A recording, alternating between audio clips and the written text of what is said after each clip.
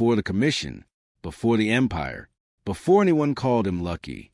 There was a 17-year-old kid on a Lower East Side corner, forming his first real criminal alliance, and nearly dying because of it.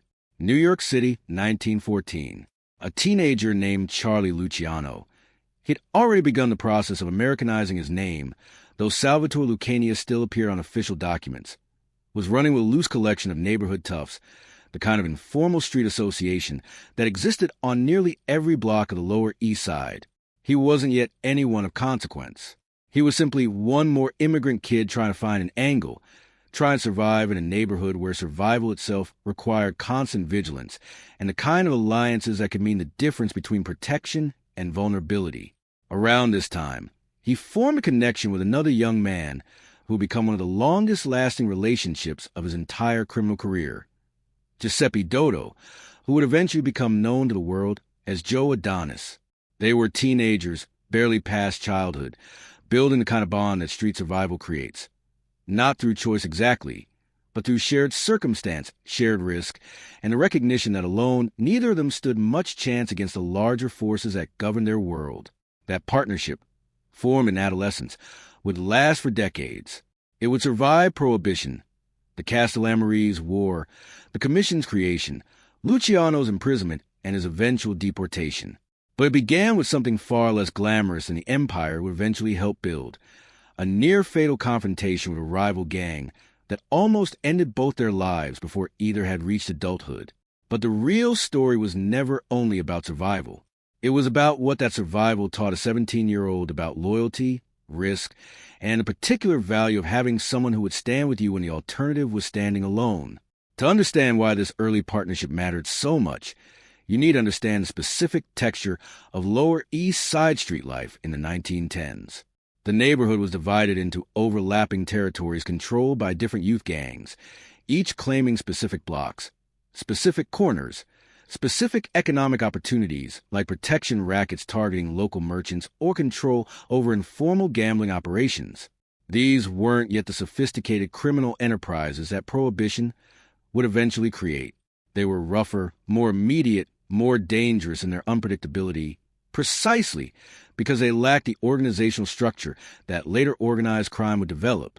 Young Charlie Luciano had connections to the Five Points Gang lineage, one of the most historically significant criminal organizations in New York history, though by the 1910s its formal structure had largely dissolved into looser successor groups operating across the Lower East Side. He'd built relationships with various older criminals who recognized something useful in him: intelligence calculation, the ability to read situations, and people that distinguished him from boys who relied purely on physical aggression. What happened next changed the meaning of everything that came before. Giuseppe Doto, born in 1902 in Montemerano, Italy, had arrived in America as a young child, settling with his family first in New Jersey before the family's path eventually intersected with Luciano's in the criminal underworld developing across the New York metropolitan area. Doto, already developing the swagger and sharp dress sense that would later earn him the nickname Joe Adonis, after the Greek god known for extraordinary good looks, possessed qualities that complemented Luciano's own emerging strengths. Where Luciano was calculating and strategic, Adonis brought physical confidence, social charisma, and a willingness to handle the more direct, confrontational aspects of street-level criminal enterprise.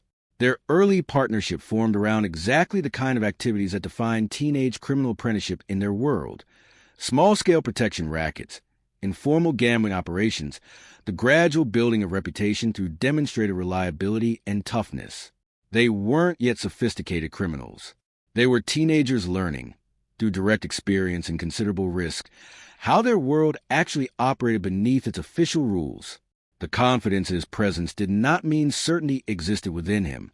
The incident that nearly killed them both emerged from exactly the kind of territorial dispute that defined youth gang dynamics in this era. Accounts vary in their specific details. Historical documentation of teenage street conflicts from this period is necessarily incomplete, pieced together from later recollections, occasional police records, and the kind of oral history that passed through criminal circles. But the basic outline involved Luciano and Adonis attempting to expand their small protection racket into territory claimed by a rival group of older, more established young criminals. The expansion attempt, whether through miscalculation about the rival group's willingness to defend their territory or simple adolescent overconfidence about their own growing reputation, triggered a violent confrontation. Multiple accounts suggest a rival gang, feeling their authority directly challenged by upstart teenagers attempting to claim economic opportunity within recognized boundaries, responded with a kind of disproportionate violence intended to make an example rather than simply resolve a business dispute. The confrontation reportedly took place at night, in one of the narrow alleyways that connected the Lower East Side's dense grid of tenement buildings, the kind of space where numerical disadvantage became immediately dangerously apparent, where escape routes were limited and where the older boy's physical advantage could be brought to bear without witnesses or interruption. Luciano and Adonis, having walked into the confrontation expecting a negotiation or at worst a brief show of force, instead found themselves facing 5 or 6 older youths who had clearly come prepared for exactly this kind of violent resolution. Luciano and Adonis found themselves outnumbered, cornered in circumstances that historical accounts suggest came close to ending in serious injury or death for both of them. What saved them, beyond simple fortune, was reportedly their willingness to stand together rather than abandon each other to individual survival. In a confrontation where running might have meant individual escape, but mutual betrayal, they instead fought as a unit, each protecting the other's vulnerable position in ways that ultimately allowed them both to escape with injuries but with their lives intact. But there was something no one around them could fully understand. This near-death experience, occurring when both young men were still teenagers, taught lessons that would prove foundational to how Luciano approached every subsequent partnership throughout his criminal career. He learned, in the most visceral way possible, the practical value of genuine loyalty, not the performative loyalty that criminals often claim but rarely demonstrate when actual risk emerged, but the kind that showed itself precisely in moments when self-interest might logically suggest individual escape rather than mutual protection. Adonis, for his part, learned that Luciano possessed qualities beyond mere physical toughness, a capacity for strategic thinking under pressure, an ability to assess situations and respond effectively even when circumstances look genuinely dire.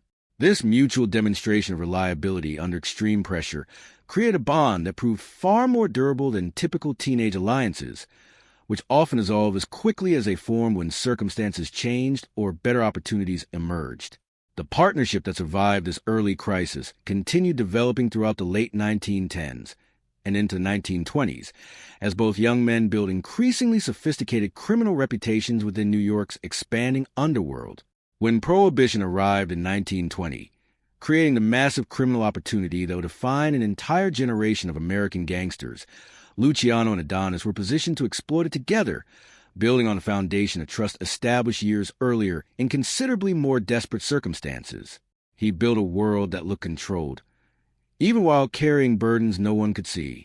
What makes this early partnership particularly significant in understanding Luciano's later organizational genius is how it previewed principles he would eventually apply at much larger scale through the Commission. Even as a teenager, he understood intuitively what many criminals never fully grasped: that genuine partnership, tested through shared risk and demonstrated reliability, created bonds far more valuable than partnerships based purely on convenience or temporary mutual benefit.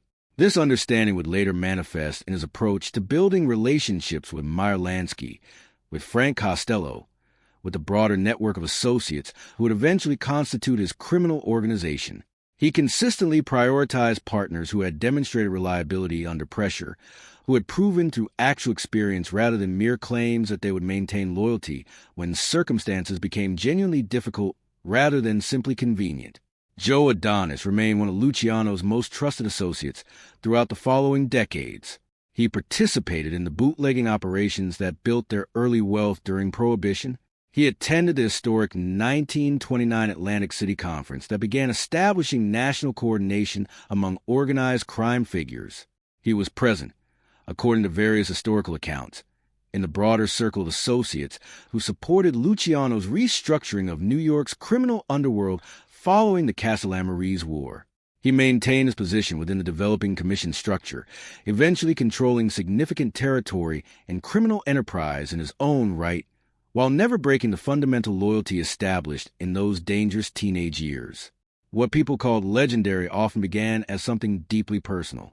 The relationship between Luciano and Adonis offers a particularly clear window into understanding how the foundational partnerships of organized crime's most sophisticated era actually formed. Not through calculated business arrangements between established criminals, but through the much rawer, more dangerous circumstances of adolescent street survival, where the partnerships that endure were precisely the ones tested and proven through genuine shared risk rather than mere convenience. This stands in instructive contrast to partnerships that failed under later pressure, relationships like the one between Luciano and Vito Genovese, which despite years of apparent loyalty, collapsed the moment circumstances created sufficient incentive for betrayal. The difference, perhaps, lay precisely in how these relationships were initially tested. Genovese's loyalty had never been proven to the kind of life-or-death mutual protection that defined Luciano's earliest bond with Adonis. When Genovese's loyalty was finally tested by Luciano's deportation and apparent vulnerability, it failed precisely because it had never been forged in circumstances genuinely testing whether self-interest would override partnership. Adonis, having proven decades earlier that he would stand and fight alongside Luciano even when individual escape might have seemed the more rational choice, maintained that same fundamental reliability throughout his entire criminal career. He never attempted to exploit Luciano's vulnerabilities during imprisonment or exile. He never positioned himself as a rival seeking to claim power during moments when Luciano's authority seemed questionable. The partnership, tested in its most extreme form as teenagers, simply continued functioning as both men aged into positions of considerably greater criminal authority and responsibility. The image was real, so was the silence afterward. This early formative experience also illuminates something important about how Luciano's later organizational principles, the emphasis on cross-ethnic partnership, the preference for cooperation over pure intimidation, the strategic patience that characterized his approach to building criminal infrastructure, actually originated not from some innate genius that simply needed time to manifest, but from lived experience that taught him directly, often painfully, what actually worked in building durable relationships within an inherently dangerous, unstable criminal environment. The teenage Luciano, who nearly died defending shared territory with Joe Adonis, learned, in ways that pure intellectual calculation never could have taught him, that the partnerships worth maintaining were precisely the ones forged through demonstrated mutual reliability under genuine pressure. This wasn't abstract business philosophy. It was hard-won knowledge, purchased through the very real risk of death in a Lower East Side confrontation that history has largely forgotten, but that shaped everything Luciano would later build.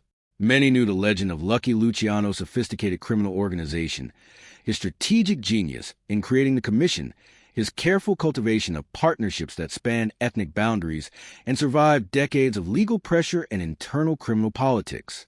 Far fewer remembered or even knew about the desperate teenage confrontation that taught him these principles in their most basic, visceral form. Two 17-year-olds fighting for their lives, learning in the most immediate way possible exactly what loyalty actually meant when circumstances made betrayal the seemingly rational choice. That early lesson came from somewhere much deeper than simple criminal calculation. It came from the immigrant experience of constant vulnerability, where survival itself depended on alliances that proved genuine precisely because the alternative, facing the dangers of Lower East Side street life entirely alone, was simply too dangerous to risk. Luciano learned, before he was old enough to vote or legally drink, that the relationships worth building were the ones tested by genuine shared risk rather than mere convenient association. The real story was never only about a forgotten teenage gang confrontation. It was about how the most sophisticated criminal organizational structure in American history traced its foundational principles back to lessons learned not through careful business calculation, but through the much rawer, more dangerous experience of nearly dying alongside someone who chose to stand and fight rather than flee alone. Joe Adonis and Lucky Luciano remained connected for the rest of their respective careers, through Prohibition's chaos, through the Castellammarese War's violence, through the Commission's creation, through decades of criminal enterprise that built one of history's most sophisticated organized crime structures. That partnership's foundation wasn't laid in some boardroom negotiation or careful strategic calculation. It was laid on a Lower East Side street corner, sometime around 1914, when two teenage boys chose to stand together rather than abandon each other to individual survival, and discovered in that choice something far more valuable than either of them initially understood. A loyalty tested by genuine risk that would prove, across decades of subsequent criminal enterprise, more durable than almost any other relationship either man would ever build. Before there was a legend, there were two scared teenagers fighting for their lives on a dark street corner. And the partnership that survived that night became the template for everything Lucky Luciano would eventually build.